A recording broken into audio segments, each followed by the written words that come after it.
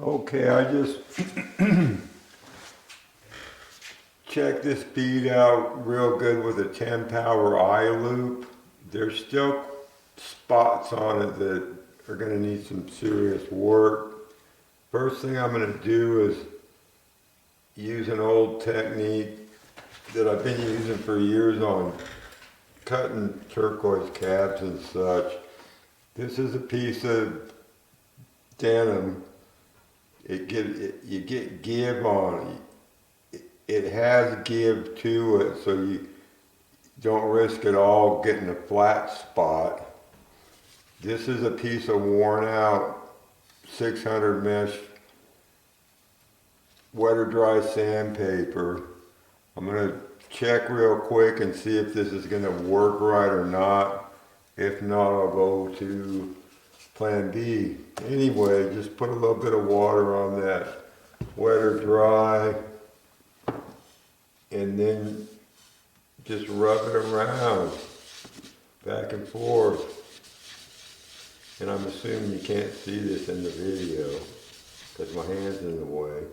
I'm going to have to change the camera angle.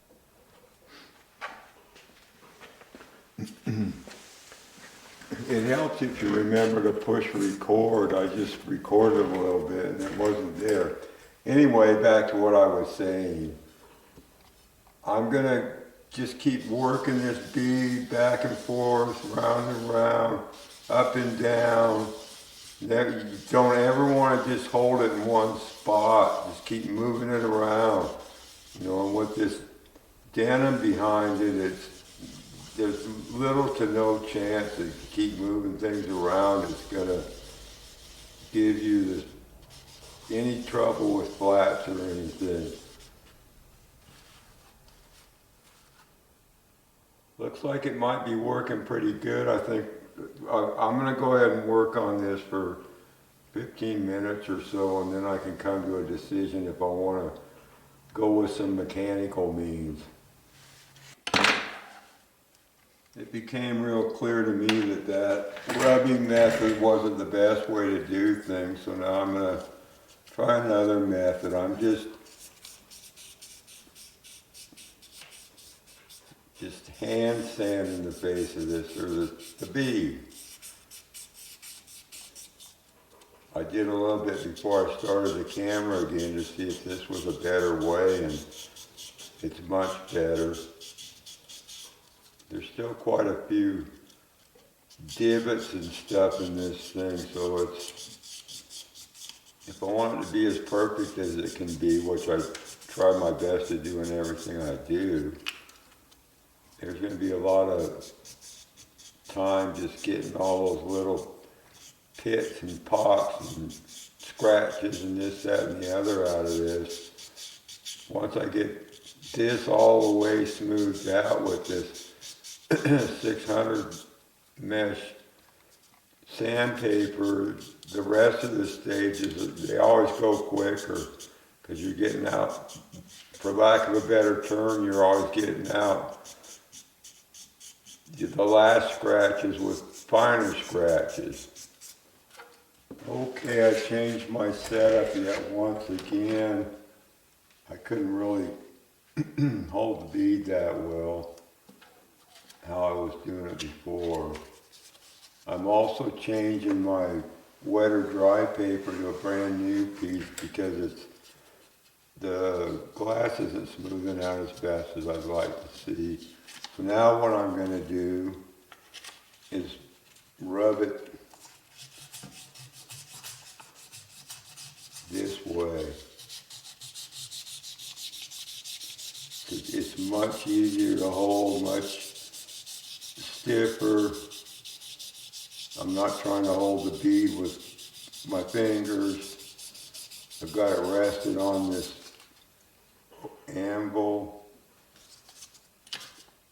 And with the new wet or dry, because it wasn't removing things very quick. And I don't want to sit here for far too much time trying to get these remaining spots that are still some pretty bad scratches and stuff. Got some pretty bad divots on it. And So I'm just gonna continue to do this. I think this is my best bet. I looked at my wooden wheels. I thought I had a 600 grit wooden wheel for another setup I have, which I'll probably be using when I go to 1200 mesh on this thing, but I don't have a wooden wheel. I'm not going to take the time to make one. So I'll continue doing this, and when I get half of this done to my satisfaction, I'll show you the difference between the sanded side and the unsanded side. Okay, I just spent about an hour hand sanding this thing on one side. It's still not quite up to my likes. There's still lower spots on it, some original scratches. It's be a lot nicer if you could do it with machines, but this kind of a project, you just have to put the hours in. It's really getting pretty smooth. I'm looking at it with a 5-power loop. I'm going to go ahead and flip it over so you can see the difference in the two sides now.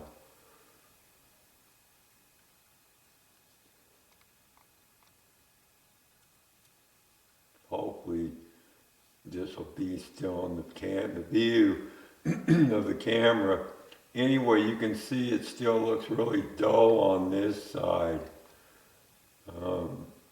Much duller than the other side. The other side is starting to be quite transparent. Starting to see air bubbles in the bead, which I might be able to get in your view, but we'll see.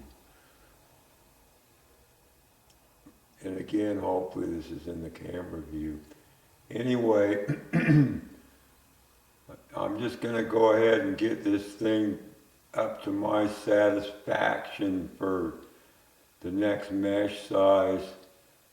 There's going to be quite a bit more work just to get it ready for that.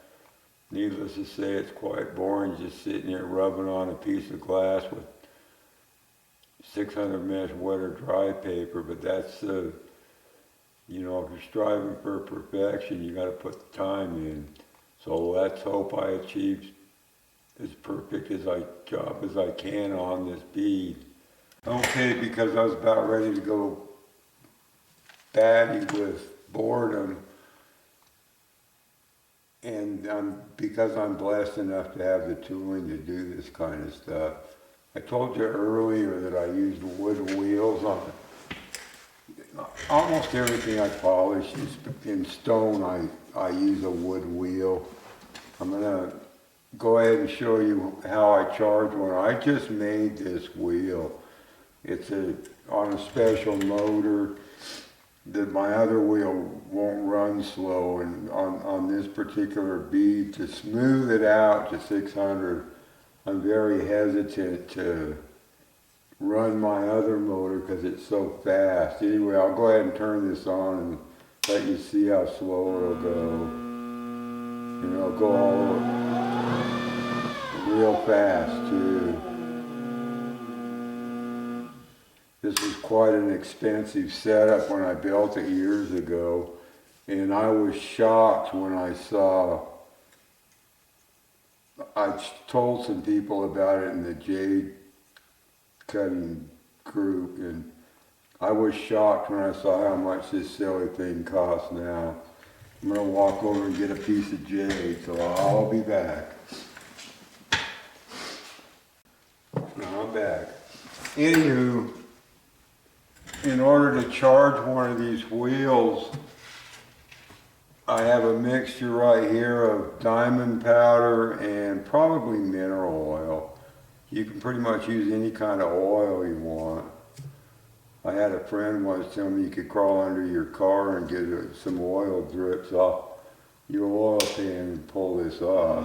Anyway, what I'll do to start out with is I'm going to apply 600 diamond powder oil mixture onto this.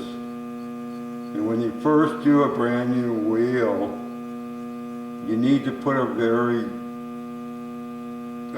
real liberal amount on, because the oil is going to soak into the wood, and because diamond has an affinity to oil, it follows the oil into the wood. You know, just get a really good coating on there. If it looks kind of dry in a spot, just add some more. This is looking pretty good. Okay, now what I'll do is I'm going to push that diamond into the wood with this piece of jade.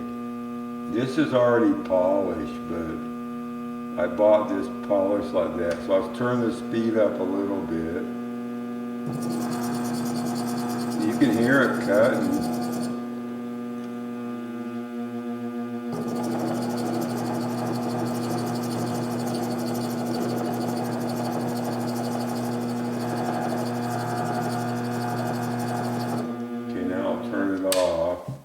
You can see, I hope you can see, there's lower spots on this. I machined it pretty true, but there's still lower spots. So what I'm doing right now is I'm rubbing the diamond in so it penetrates the wood. I'm going to go ahead and put another coat on it so I know I have a good charge of diamond in this thing.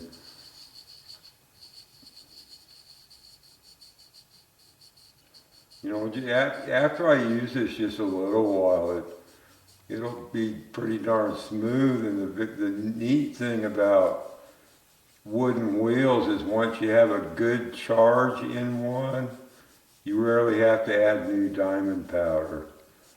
So let's get that done. Okay, I'm going to add a little bit more.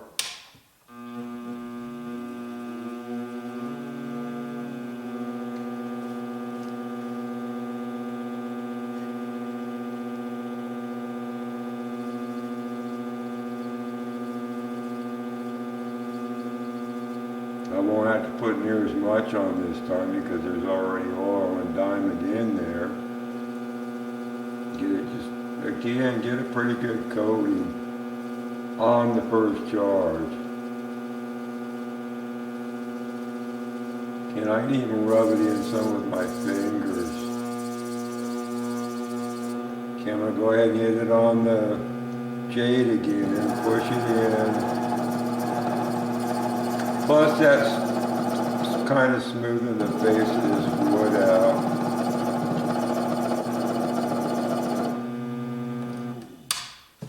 Okay, now once again I'm going to rub it in.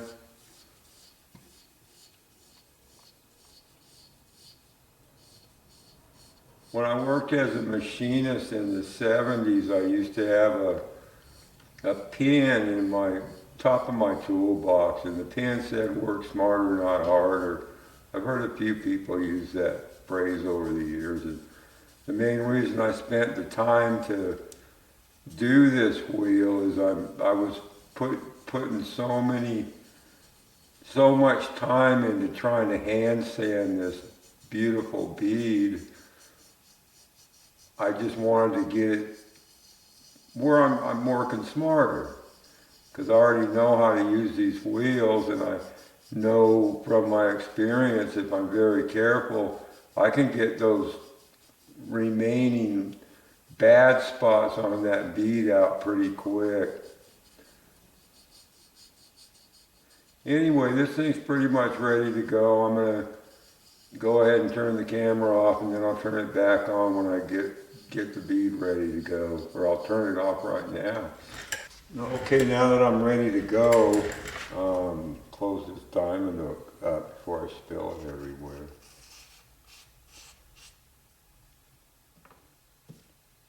You can tell on this bead that I've got it pretty darn smooth. But there's still, when you use a loop on it, there's still low spots, which is the main reason I did what I did. Anyway, this is just held on a bamboo skewer. Fortunately, it fit the hole real good from both directions. I'm gonna go ahead and make sure my video's right, and then I'll get to work. Okay, I'm gonna go ahead and start this. I'm gonna have to make sure I'm not getting my silly optivisor in the image. I'll work on it just a little bit and then check one more time, and then I'll have confidence that I'm doing this right. Anyway, I just will be just keep moving it like I said before. As long as you don't hold it in one spot, you got no worries. And by holding it underneath like this, I can see where it's cutting on that bead. And again, you can hear that diamond cutting, or I can.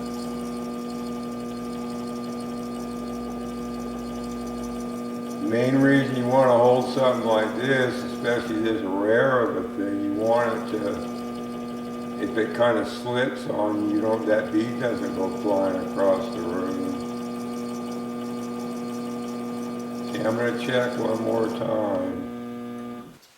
Okay, everything looks pretty darn good, so I'm going to work on this maybe 5 minutes, and then I can inspect it and make sure it's doing what I want it to do.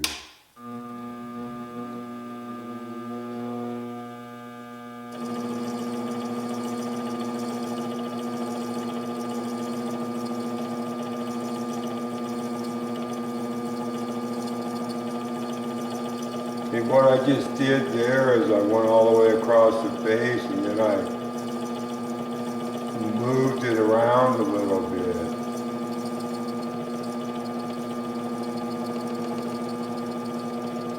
You know, I've told people for years and years, because I discovered the diamond and oil trick probably about 1980. I was at Tucson with a good friend of mine, and I ended up buying some sugilite. It was right when the sugilite first hit the market. I was all excited. We went out on one of the patios at the show, and I was just kind of bragging to myself and my friend about how beautiful that sugilite was. And the guy at another table said, "Good luck polishing it." And I thought, whatever, I can polish stuff. Well, it ended up, it wasn't all that easy to polish. So I had to scratch my head and figure out what am I going to do to make it where I can polish this stuff properly. After some experimentation, I realized that the diamond and wood would polish it perfectly, water wet. So I've told people for years, if you want a water wet polish on your stone or your glass or whatever, use diamond and oil. I had a friend up where I used to live, one of the most famous Navajo jewelers. He was a neighbor of mine, and he was always amazed at how shiny I could get pretty much everything, especially lapis. So I told Raymond to do this, and he listened, but he didn't do anything about it. He didn't do anything about it. He didn't do anything about it. I think I even made him some wheels. Anyway, long story short, some years later, he finally tried out my diamond and oil, and lo and behold, he had his killer shiny stones. Another person I know that's in J Group contacted me and asked me about getting jade super shiny. I told him to do wooden wheels and all this same stuff. Well, he made the wooden wheels, but never used them. So maybe half a year ago, he contacted me again because he wasn't getting his beautiful bangles as nice shiny as he wanted. So I told him the wooden wheels. He goes, "Oh yeah, I made those years ago." Anyway, I suggested that the guy try it. He was absolutely thrilled. So I'm going to turn this off and look at it.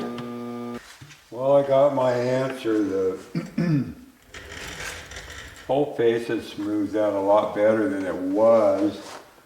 There's spots on it that still show original scratches, or maybe just the scratches from when I used the diamond file flat on it. I don't know if you're going to be able to tell how much better that is already.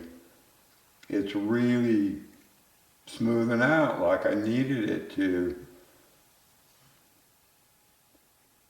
So I'm going to work on this for however long it's going to take me. I'm getting pretty tired. It's getting later in the day. I will do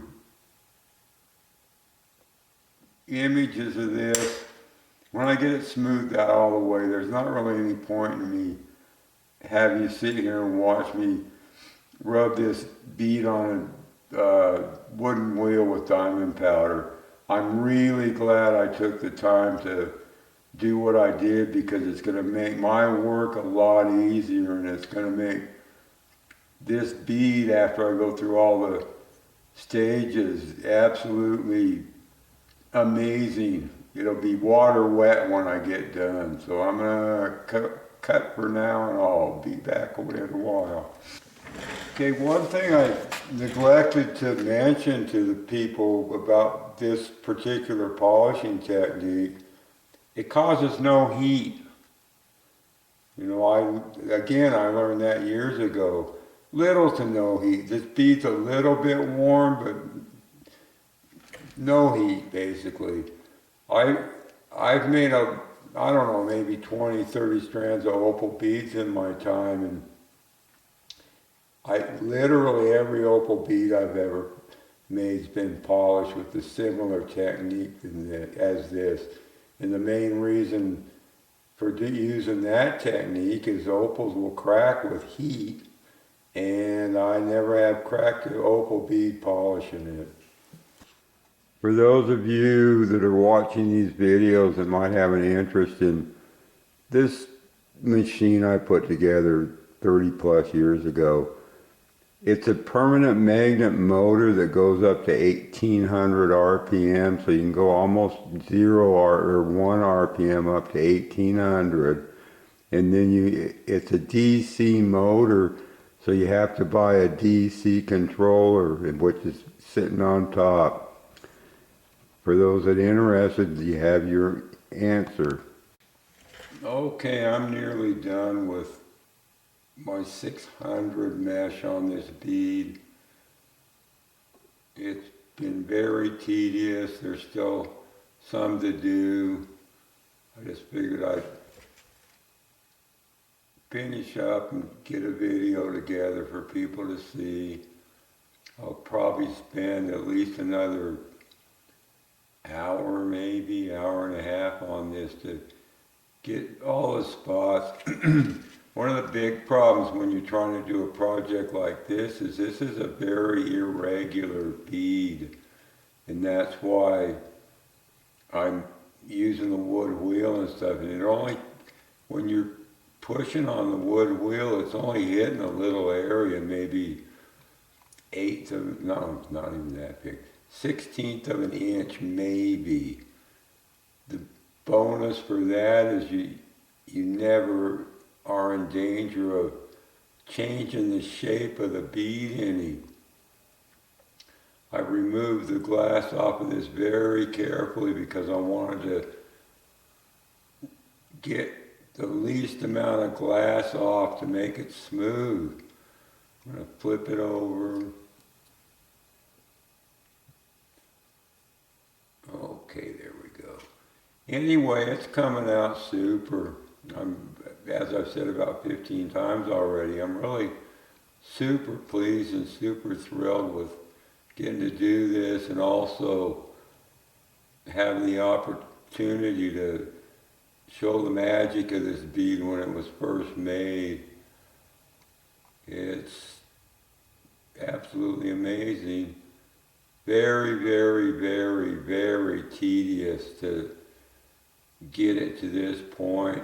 Once I get it completely done, I'm going to talk with Billy about it and see if he wants me to take it up to a full polish. You know, I'm kind of inclined right now to think it might be better off being left as a 1200 mesh, because that's slightly matte, and I mean slightly matte, and that might lend itself to the age of this bead.